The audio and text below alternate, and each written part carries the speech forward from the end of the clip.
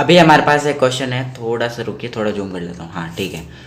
देखिए अभी हमारे पास एक क्वेश्चन है जिसमें कि हमें एक इक्वेशन दे रखी है और उसका एक रूट है आयोटा, और हमें वो इक्वेशन सॉल्व करनी है। ठीक है, तो हम ये कंसेप्ट जानते हैं कि अगर हमारे पास अल्फ़ा प्लस आयोटा बीटा की फॉर्म में कोई भी रूट है और उस इक्वेशन के जिस इक्वेशन का वो रूट है और उस इक्वेशन के कोफिशिएंट जो है वो रियल है, तो अल्फ़ा माइनस आयोटा बीटा भी उसका एक रूट होता है। वो चीज़ यहाँ पे लिखी हुई है। ठीक है, तो आयोटा आयोटा का हम अल्फ़ा प्लस आयोटा बीटा के फॉर्म में जब चेंज करते हैं तो अल्फ़ा को हमें मानना पड़ता है 0 और बीटा को हम 1 मानते हैं। तो हमने मान लिया कि अल्फ़ा इक्वल टू 0 है और बीटा इक्वल टू 1 है, तब हमारे पास आयोटा जो हमारे पास गिवन जो रूट है वो हमारे पास इस फॉर्म में बदल जाता है।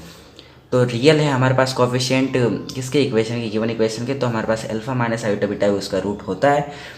जब हम वापस इसको सिंप्लीफाई करते हैं अल्फ़ा इक्वल टू 0 रख के और बीटा इक्वल टू 1 रख के, तो हमारे पास अल्फ़ा इक्वल टू माइनस का आयोटा हमारे पास एक और रूट आ जाता है। ठीक है, हम जो ये दो रूट है हमारे पास, इन दोनों रूट के फैक्टर बनाते हैं। आप फैक्टर चाहे ऐसे बना लो, इस आयोटा को इधर ले जाओ, चाहे एक्स को आप इधर ले जाओ, आपके पास दोनों ही फैक्टर सही रहेंगे।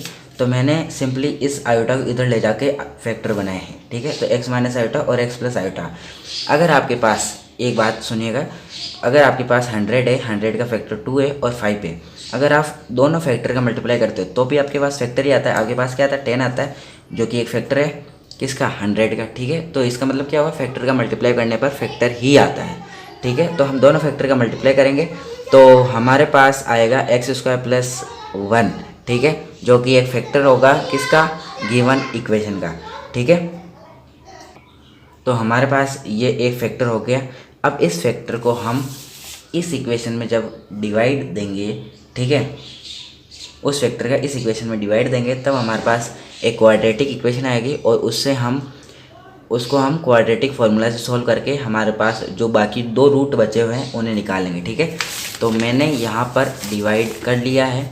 ठीक है, यहाँ पे मैंने डिवाइड कर लिया है पूरा, आप देख सकते हो, और मेरे पास आए x square plus 4x plus 5। अब इन दोनों का मल्टीप्लाई मैं इसके बराबर लिख सकता हूँ। ठीक है, क्योंकि मेरे पास रिमाइंडर नहीं है, अगर रिमाइंडर होता तो मैं प्लस करके यहाँ पे लिख देता। ठीक है, इतनी बात आई समझ में, तो मैंने लिख दिया गिवन इक्वेशन के ये दोनों बराबर है, इन दोनों का मल्टीप्लाई।